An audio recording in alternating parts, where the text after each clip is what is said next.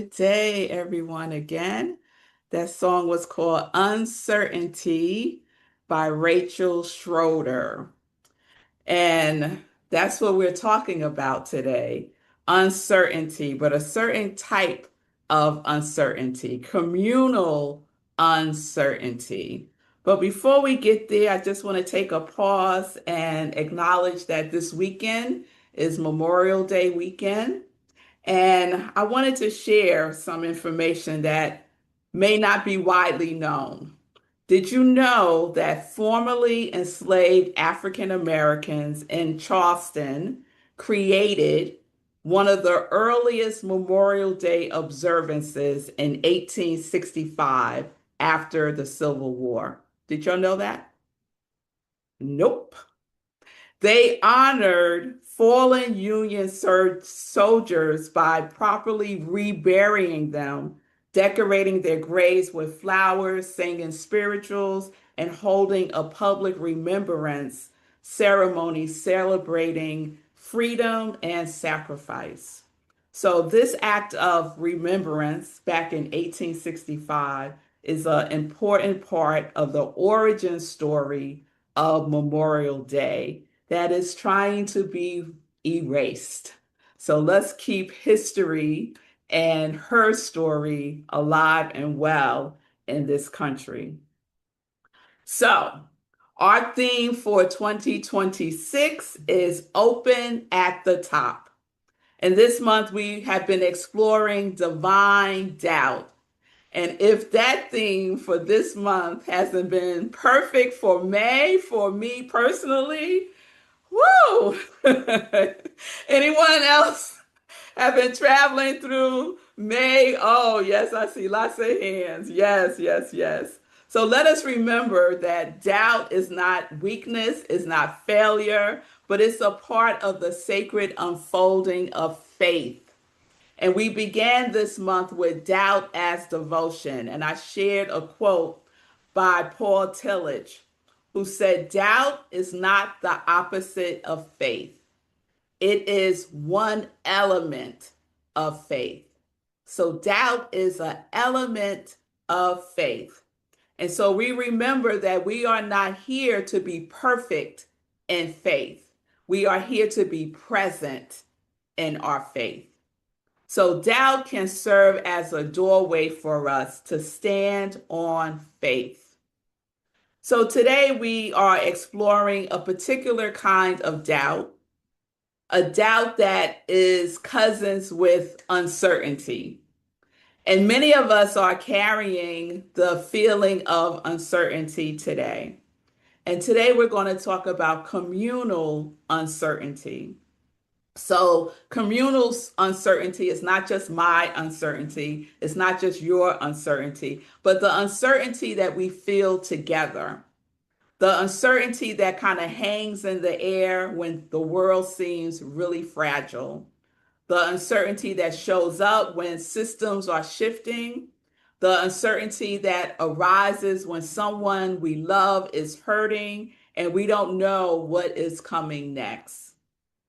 I think that kind of uncertainty is where I want to begin today. That uncertainty that comes when someone we love is hurting and we don't know what is coming next. So many of you know that last week my husband experienced a mini stroke, and it happened during a normal medical procedure. So he was at the hospital, thank God. But let me tell you something interesting. There's nothing quite like a moment that just interrupts the rhythm of your day.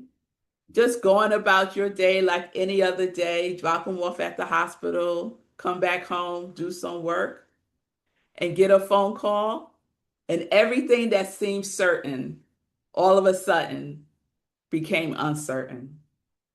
One of those moments where you're just moving through your normal routine, right? And the next moment, your mind is racing ahead, asking questions that your heart is not ready to answer. So, what happens next? Will he be okay? What do we do next? How serious is this? All the what ifs comes raining down, just comes raining down. And if we're honest, uncertainty often activates that part of us that wants immediate answers. I wanted to mush the doctor's face in when he told me he didn't know what to do. What? I want immediate answers, right? We want that certainty. We want guarantees. We want to know the ending before we have lived through the middle. But spiritual maturity is not learning how to eliminate uncertainty. Spiritual maturity is learning how to remain present while uncertainty unfolds. So I love Prima Chodron. She's a Buddhist monk. She has one of my favorite books is When Things Fall Apart. And she says this, sticking with uncertainty, getting the knack of relaxing in the midst of chaos, learning not to panic, this is the spiritual path. I'm going to say that again. Sticking with uncertainty, getting the knack of relaxing in the midst of chaos, learning not to panic. This is the spiritual path. So, not panicking doesn't mean that you don't care, right? It doesn't mean that we suppress our feelings. It means that we learn how to stay rooted while life shakes us around. And I will tell you, when I received that call from the hospital, I was shook. The stroke impacted my husband's vision, so his vision is distorted. And the doctors, quite frankly, didn't have any satisfactory answers for us. All they were offering was uncertainty. So let me pause right here for a moment because I want to take us back to the beginning of the month.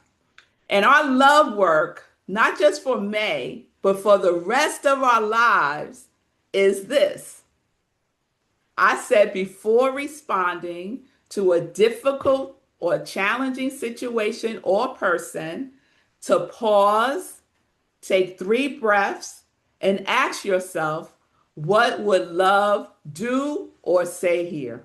Y'all remember that? Kind of coming back to you? What would love look like in action in this situation with this person at this time?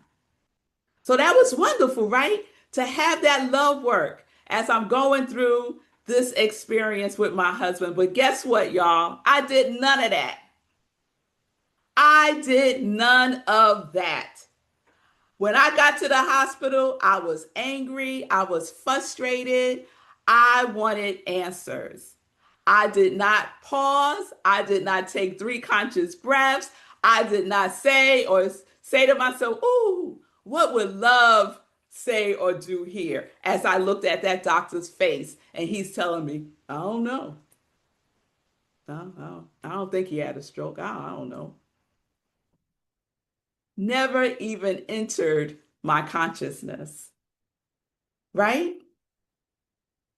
But let me tell you what helped me to not lose my mind. To not lose my mind. You know that song, I'm about to lose my mind. Up in here, up in here. Well, that's where I was. And what I did was I reached out to my circle of support, to my community, right?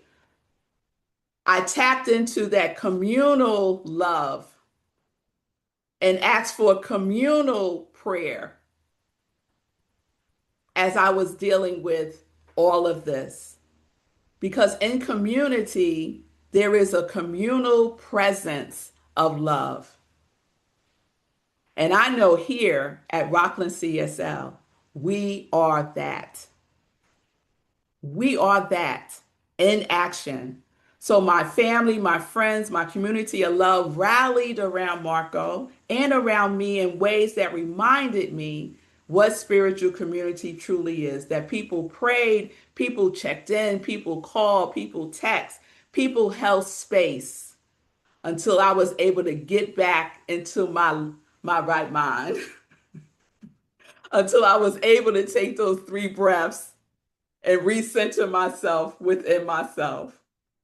People became an anchor when uncertainty seemed to become overwhelming. So, when we talk about communal uncertainty, we are talking about all of us, how we commune together. So, something that I haven't done in a while is our definitions. So, I just want to share the definition of commune.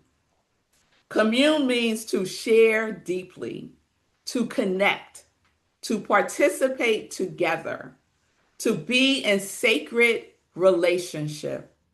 And the word communal comes from the same root as community.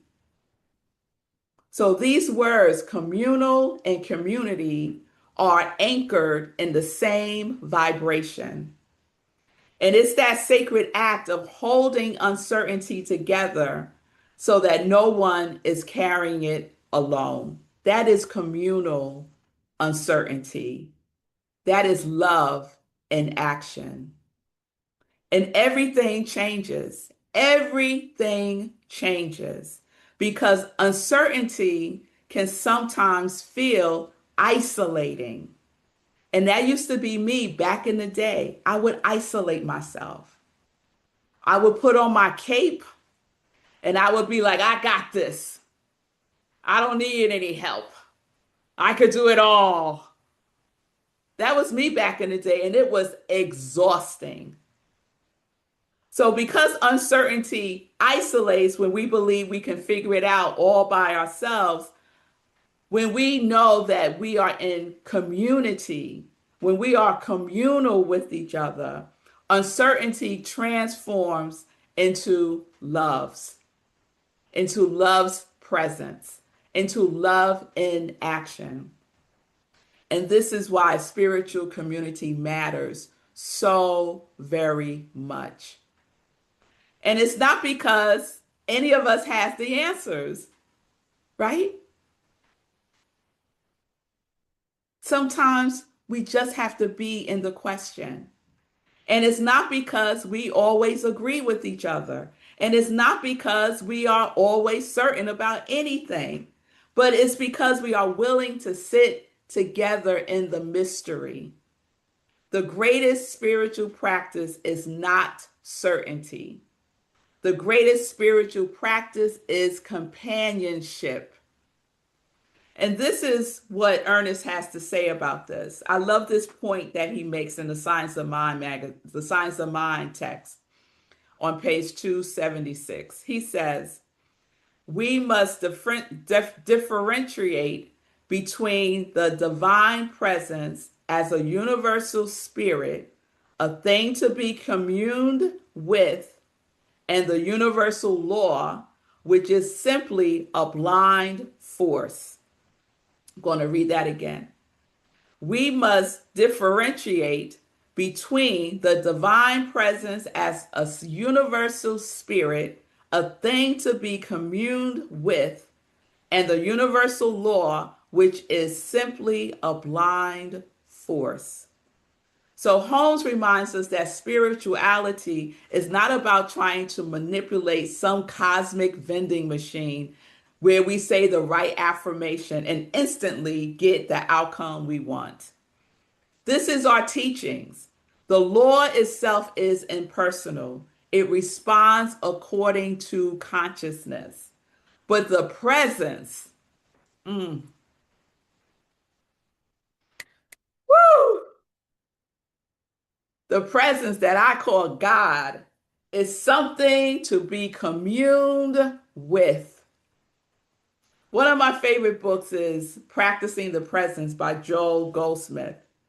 He says, if you so love God that you will spend many periods a day, even brief ones, tabernacling in the temple of your own inner being with the presence. Tabernacle with spirit. To commune with something is to be experienced. It is something to be felt. It is something to rest in. And perhaps That is what we forget when uncertainty arises. Oftentimes that goes out the window. But we practice the presence. We commune with the God as us. We tabernacle with spirit. Now, remember the second part of the love work that we're doing for the rest of our lives. Even in frustration and even in anger, I remembered the importance of my spiritual practice. I remembered the solace, the peace that I receive when I tabernacle with God as me. So our spiritual practice reminds us not to force answers while neglecting communion with the presence that is always present. Everywhere we are, God is. That is not just a cute saying, it is the truth. It is the truth. Our spiritual practice reminds us that we cannot mentally solve what must be first spiritually held. We need to hold it. Don't push it away. Bring it closer. Bring it closer. There are moments when the healing is not in having certainty. The healing is in remembering that we are not alone. We are not alone. God has us. And in community, we have each other. And maybe that is the deeper invitation in communal uncertainty. Can we become communities? Can we become a world where people are allowed to just not know? Can we become communities where vulnerability is welcomed? Can we become communities where doubt is not shamed, but honored as part of spiritual growth? Because the truth is, many people are silently carrying uncertainty right now, tortured by uncertainty. Uncertainty about health, uncertainty about finances, uncertainty about relationships, uncertainty about the state of the world, uncertainty about democracy, about climate, about justice, about what kind of future we are creating together. And sometimes we think that faith means pretending that we're not afraid. It's okay to feel afraid because faith is not pretending that you are feeling something that you are not feeling. Faith is remaining open-hearted in the midst of uncertainty. Faith is continuing to love while answers are still unfolding. It took time for the doctors to have answers that were somewhat satisfying for me. It took time for all of that to unfold. Faith is continuing to pray while the outcome remains unknown. Faith is continuing to show up for one another even when we cannot fix things for each other. That is communal spirituality. That is sacred community. And perhaps this is the one reason why gathering together matters. And I would add gathering together in person matters. People send me so many virtual hugs, and it was lovely. But there's nothing like a Roxanne hug, y'all. Nothing like it. And I got one while all this was going on. So this is what we get to do. We get to practice being the presence for each other. We say we are God. So when we are present with each other, the presence of God is also present. The God in us is also present. We are practicing resiliency. We are practicing remembering the truth of who and whose we are. We are practicing holding one another in love. We are practicing knowing that every prayer spoken matters, that every prayer spoken is answered.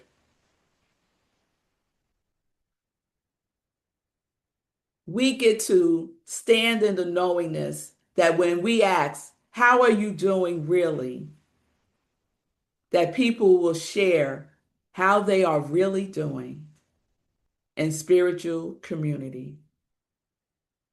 So I stand here deeply grateful today that we commune in our community, that we embrace the power of prayer. We embrace the power of being present with each other. I am grateful for the healing that is happening even now, because every day Marco's vision is getting a little bit better. Yes. And sidebar, it don't hurt that the Knicks are winning, y'all. Woo!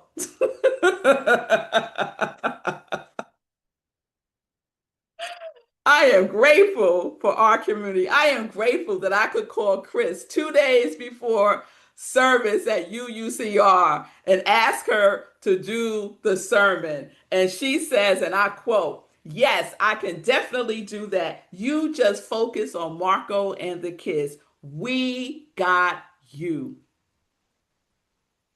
And it is demonstrated. These are just not words, it is action. So I'm grateful. Words are not sufficient to express. Whew.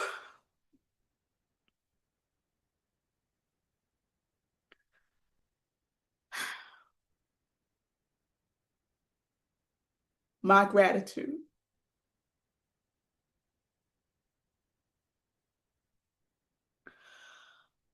Whew.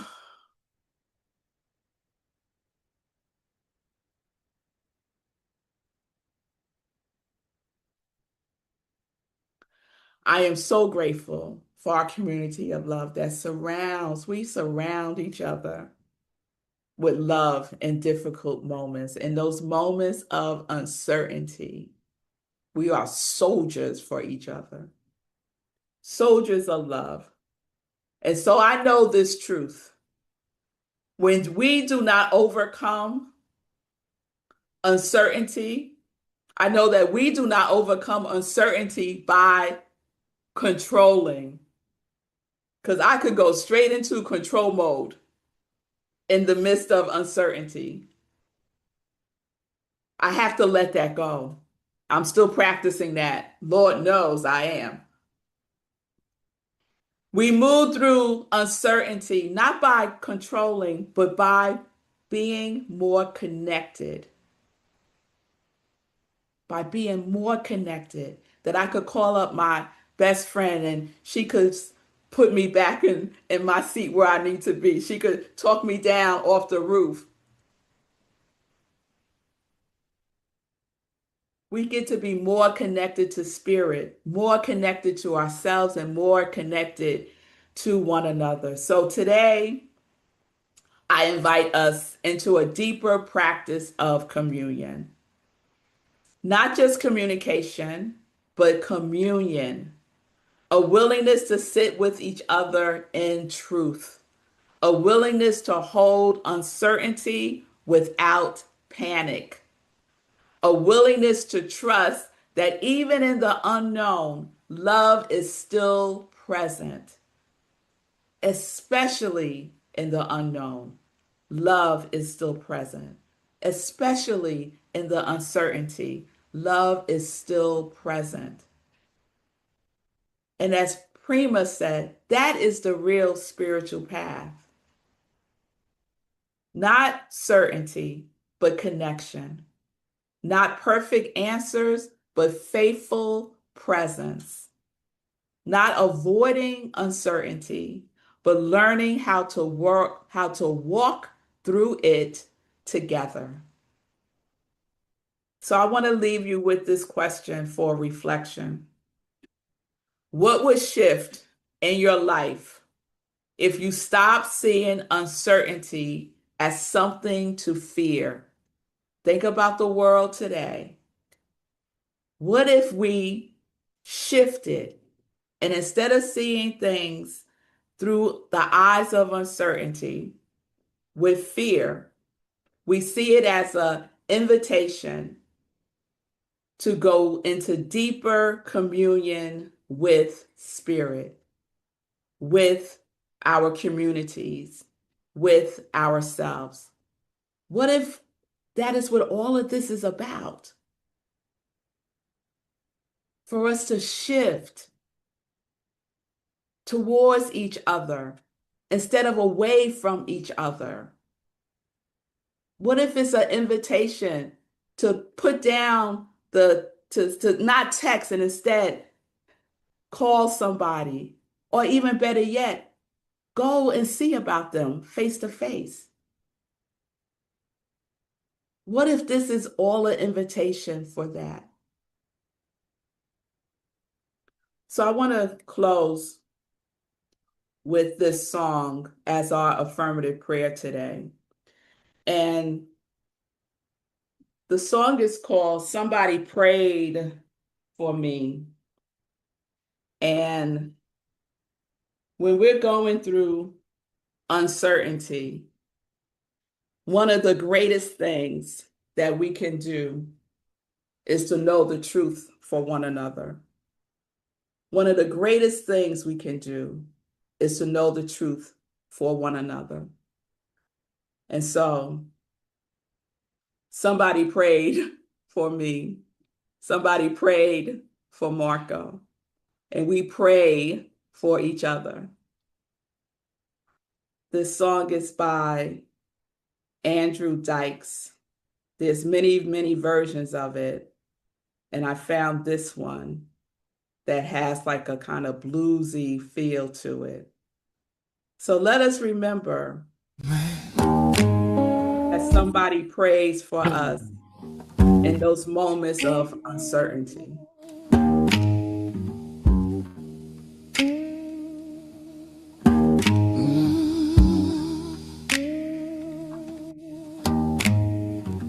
You ever wonder why you made it through? Wasn't your luck, wasn't your plan? Somebody been praying for you, man.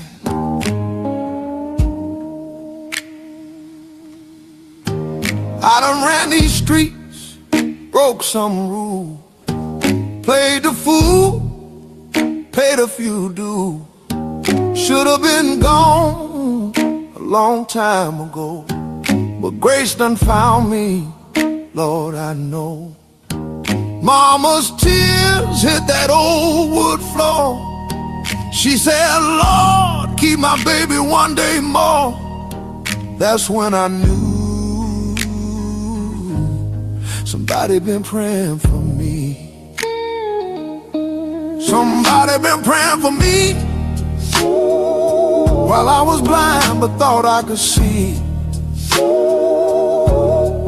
Every wrong turn that didn't take me down was a whisper from heaven turning me around.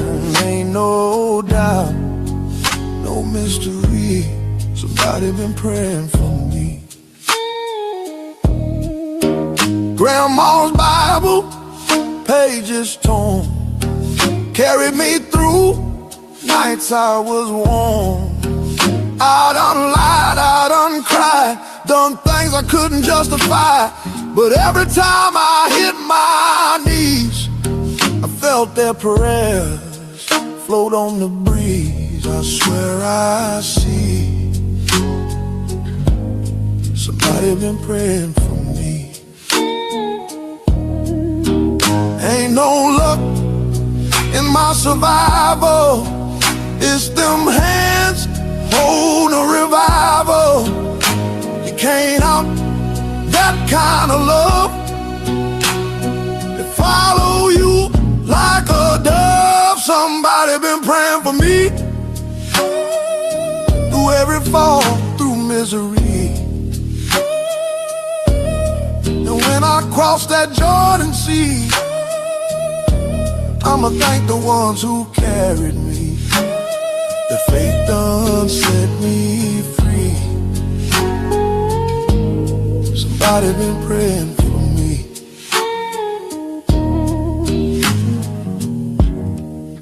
So if you're still here, still breathing free, don't think it's luck. Nah, somebody somewhere been praying for you, just like they prayed for me.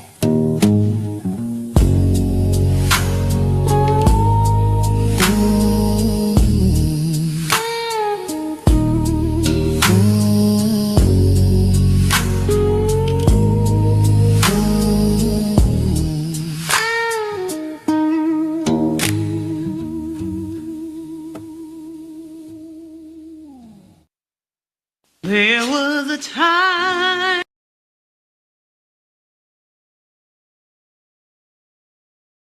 Mm. Woo. Somebody's been praying for us, y'all. Somebody's been praying for us. So let's just take a deep breath in.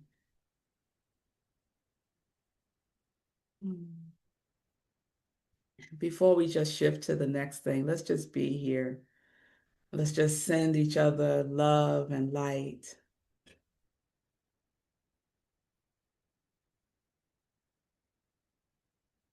And let us extend this love and light out into the world, to all the corners of the world.